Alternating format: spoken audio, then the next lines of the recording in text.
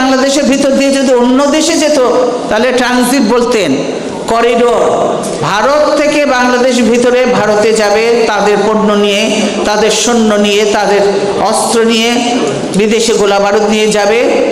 সেই জন্য তাদেরকে রাস্তা বানিয়ে দেওয়া হবে, তাদের রাস্তা বানিয়ে দেব আমরা, আর ঋণ পরিশোধ করবে বাংলাদেশ এবং বাংলাদেশের জনগণ। আমরা প্রত্যেকে আপনাদেরও ঋণ শোধ, ঘাড়ে ঋণ।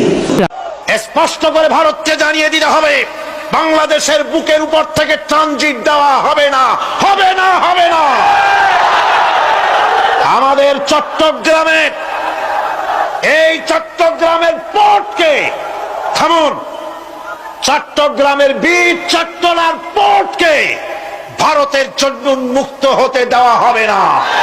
এদেশের লক্ষ লক্ষ মানুষের জীবন যেতে পারে, ভারতকে ট্রানজিট দেব না।